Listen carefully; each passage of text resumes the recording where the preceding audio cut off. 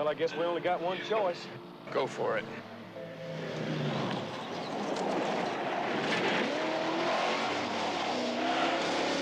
Some of the most famous cars in television history didn't just disappear. Some were crushed, sold for scrap, and some sat abandoned for decades before anyone realized what they were. From the 1969 Dodge Charger to the Ford Gran Torino and the Ferrari 308 GTS, these vehicles weren't just props, they were icons. But when the cameras stopped, their stories fell apart. How do machines this famous just vanish? And how were a few of them finally found again? Join us as we uncover the incredible stories behind TV's most famous lost and found cars. The General Lee. The Dukes of Hazzard ran on CBS from 1979 to 1985, and the General Lee, the bright orange 1969 Dodge Charger with the welded-shut doors and the Dixie horn, was the actual star of the show. It appeared in the opening credits before any actor did. It had a specific and documented origin. The idea was developed from a car owned by a real Georgia bootlegger named Jerry Rushing, who called his vehicle Traveler after Robert E. Lee's horse. The idea of welding the doors shut was not an artistic decision.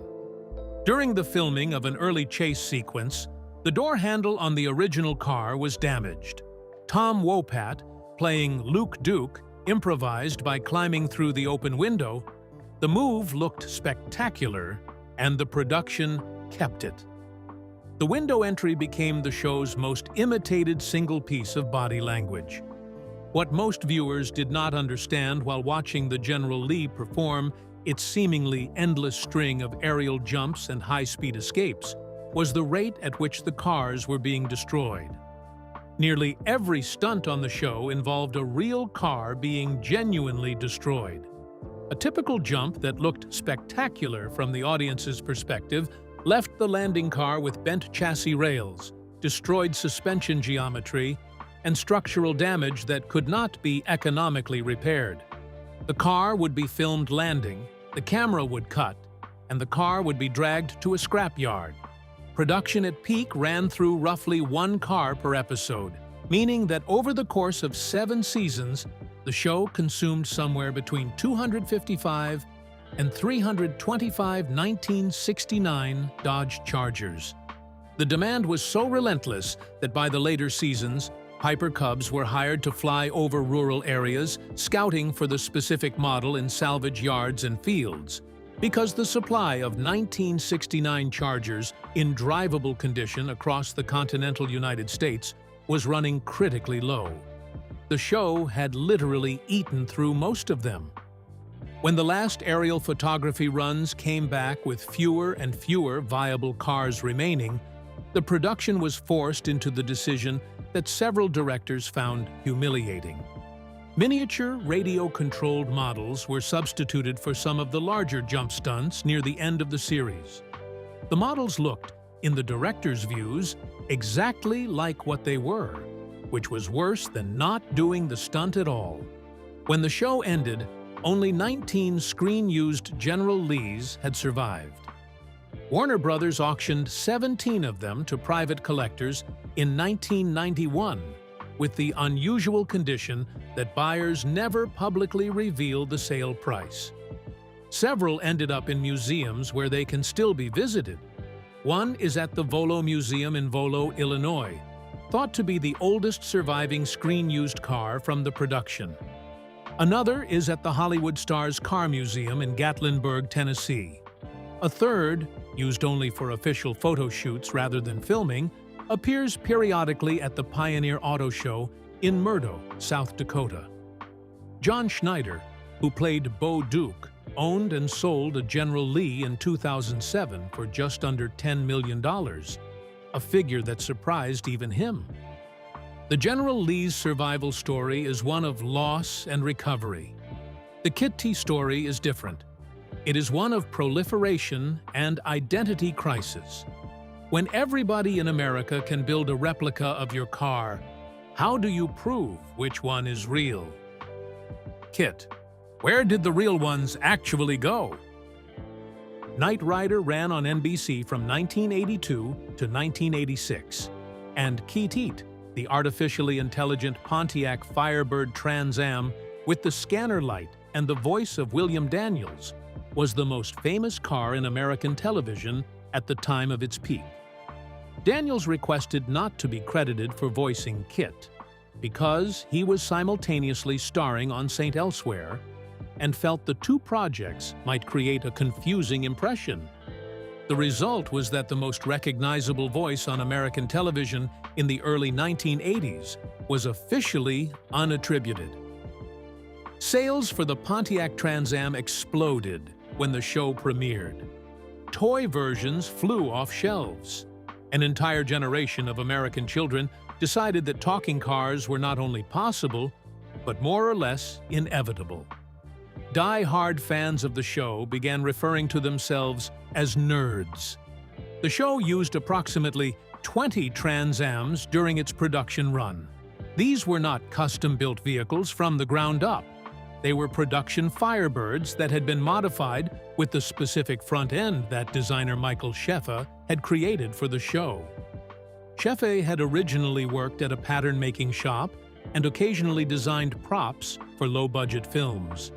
When the Knight Rider production approached him, he designed the KITT front end, with its scanner light and its specific hood graphics, and the aerodynamic treatment that gave the car its instantly distinctive face in a way that the production could actually afford to replicate across multiple vehicles. The design was intentionally reproducible. That reproducibility, which was a practical virtue during production, became an enormous problem for authenticity afterwards. When the show ended in 1986, and the production, Trans Ams dispersed into the world, the basic car was so available and the modification kit so replicable that replicas multiplied at a rate that quickly outpaced the originals.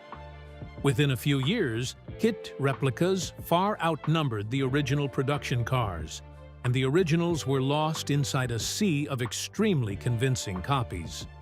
The nerds who wanted the real thing found themselves in an environment where the real thing was almost impossible to identify. The forensic challenge of identifying a genuine screen-used KITT became, over subsequent decades, the subject of a dedicated community of historians who described themselves as having probably done more research on the question than any reasonable person should. Their conclusion was not encouraging for anyone who wanted to own a verified original. Of the 20 or so production Trans Ams, the fates were largely undocumented. Some had been crushed, some had been sold through production company surplus channels to buyers who had no interest in documenting what they had. Some had been converted back to standard Trans Am specification because the KITT-specific modifications were, at the time, simply modifications to a used car, rather than preserved artifacts of cultural history. There were multiple high-profile auction claims of original KITT cars over the years that turned out, under examination, to be very good replicas being sold with optimistic provenance. One car, put up for auction by the estate of a Connecticut man, was taken down when questions about its authenticity arose. Then put back up a year later, when the estate lawyer said he had done more research and sold to George Barris, the designer of the original Batmobile, who presumably knew what he was looking at. He apparently had not looked at it carefully enough. It was not an original either. On David Hasselhoff's 60th birthday in 2012, the original car's designer built him a 1986 Pontiac Firebird Trans Am modified to resemble and function as KITT, including a working version of the scanner light and over 4,000 sound effects.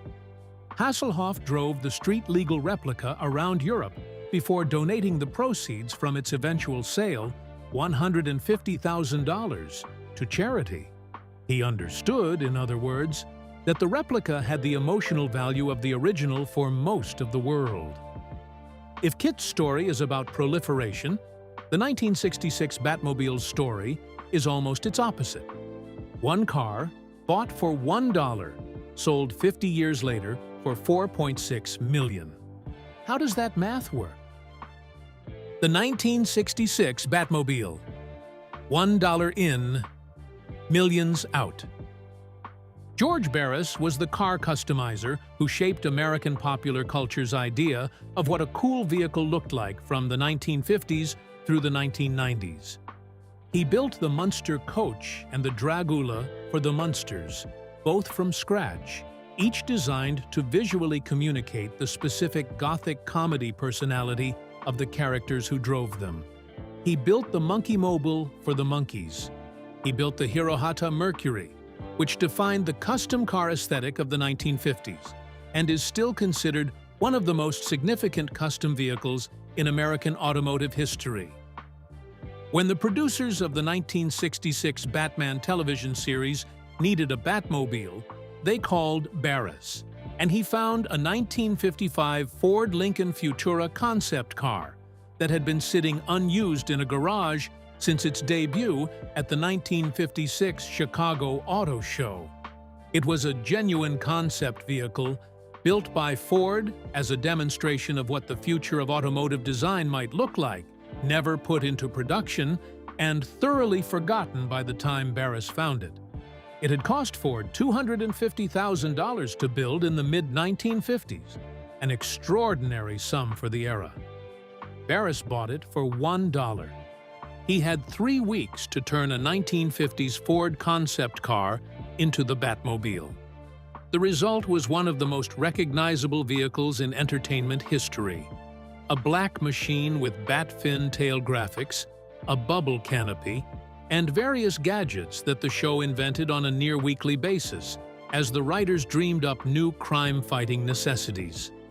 Problems arose almost immediately during early filming. The original Futura overheated because its engine and cooling system were never designed for sustained road use. The battery went dead repeatedly, and the expensive Mickey Thompson tires kept blowing during the sequences that required the car to actually move at any meaningful speed. Midway through the first season, the engine and transmission were replaced with units taken from a Ford Galaxy, which was less thematically appropriate but considerably more reliable. The car that was saving Gotham City from the Joker was running a dead Galaxy's powertrain. The visual design nonetheless created the template for every Batmobile that followed. The rear rocket thruster aesthetic Barris built in appeared in every major Batman vehicle for the next 50 years. And the basic proposition that the Batmobile was simultaneously a bat and a car remained constant through Tim Burton's versions, and Joel Schumacher's versions, and Christopher Nolan's Tumbler, and every subsequent iteration.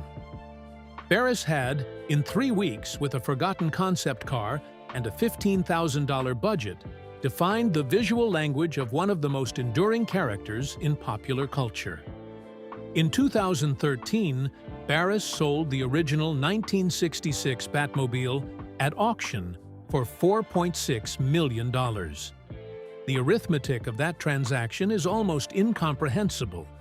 $1 paid in 1965 for a discarded concept car, approximately $15,000 spent modifying it for the show, and $4.6 million recovered 47 years later. Between the purchase and the sale, Barris had maintained the car as a working collectible, taking it to auto shows and fan conventions and keeping it in a condition that preserved both its historical significance and its physical presence.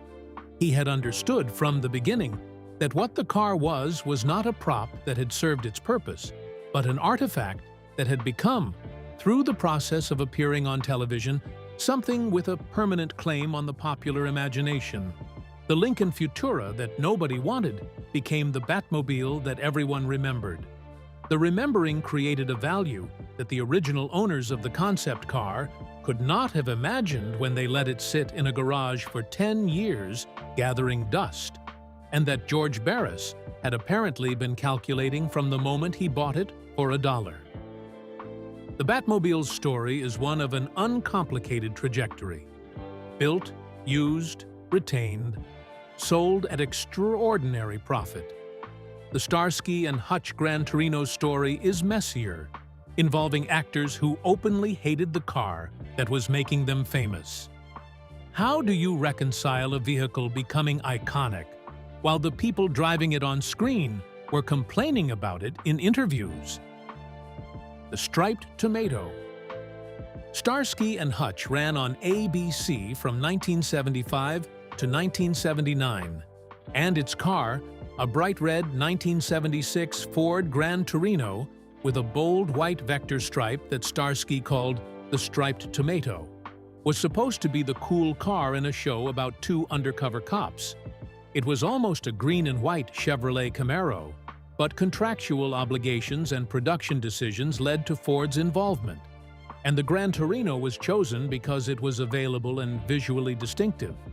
Ford had already discontinued the Gran Torino after the 1976 model year, which meant that the car became an iconic piece of American television on the strength of a vehicle the manufacturer had already decided it was done making.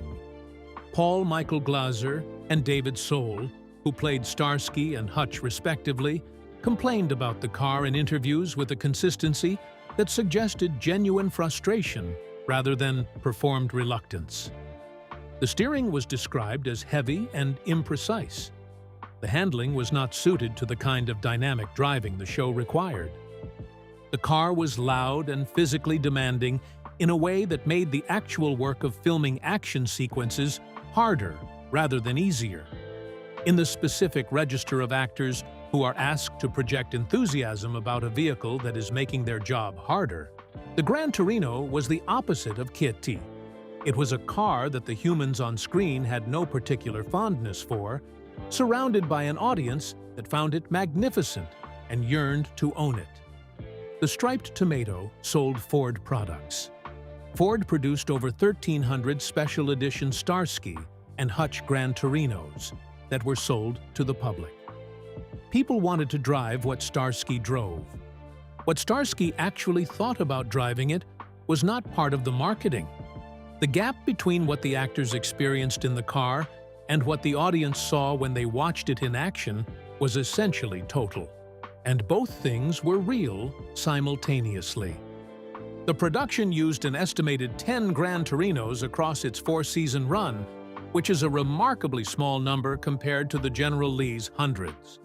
The stunts were realistic police chase sequences rather than the aerial jumps of Dukes of Hazzard, which meant the cars were not being literally destroyed at the rate that the Dodge Chargers were. When the show ended, Ford reclaimed the vehicles and auctioned them. 3 ended up in private collections with documented provenance. 1 was sold for scrap at some point and then refurbished with a non-standard engine in a way that nobody has been able to fully explain. 1 is at the Peterson Automotive Museum in Los Angeles. When Ben Stiller and Owen Wilson made the 2004 Starsky and Hutch film, none of the original production cars could be located for use. The picture coordinator bought one of the Ford Special Edition replicas that had been sold to the public during the show's run. The original cars, displaced by a decade of private sales and documentation gaps, had scattered in ways that made their recovery for a major studio production logistically impossible. The car that had been the show's most visible element was, 25 years later, effectively gone. The Gran Torino was lost in the chaos of a standard end-of-production dispersal. The Magnum P.I. Ferrari story is different because Ferrari itself was involved in what happened to those cars, and their documentation of the vehicles they lent to the show created a paper trail that has made the cars more recoverable than almost any other TV vehicle. Why did Ferrari loan their cars to a TV show in the first place? And how did that relationship create one of the best documented auction histories in television car collecting? The Magnum Ferrari. The Ferrari 308 GTS that Tom Selleck drove through 8 seasons of Magnum P.I. was not supposed to be a Ferrari at all. The producers originally wanted a Porsche 928. and approached Porsche about producing a version with an extra-large sunroof for aerial photography. Porsche had a strict policy against custom specifications at customer request and declined. Ferrari said yes to the 308 GTS, which had the additional advantage of the targa top that the show needed for the visual of Selic's hair in the Hawaiian wind and the camera angles that placed the audience in the cockpit. The problem with the Ferrari 308 GTS was Tom Selic's height. He is 6 feet and 4 inches tall. The car is not built for a man of that dimension. The seats were bolted as far back from the steering wheel as the chassis allowed. The padding was removed from the driver's seat, and Selic drove the entire 8-season run in what was essentially a modified Ferrari that had been engineered around the physical reality of one specific actor. In aerial shots, his head is visibly above the top of the front windshield frame. Approximately 15 Ferrari 308 models were used across the show's 163-episode run, with the specific variant changing as the show progressed through seasons. A 1979 carbureted 308 GTS in the first season, fuel-injected versions from seasons 2 through 6, and the Quattrovalvole variant for the final 2 seasons. Ferrari North America managed the relationship between Maranello and the production, supplying the cars and receiving them back when filming concluded. Each car, on its return to Ferrari North America in New Jersey, was repaired, repainted if necessary, and serviced before being sold as used. The driver's seats were returned to standard spec. Interiors that had been modified for filming were restored. The production number plate Robin 1 that appeared on all the cars was removed. The cars went back into the world as ordinary used Ferraris with extraordinary provenance that most of their subsequent owners did not initially know they possessed. Which of these TV cars would you most want to own?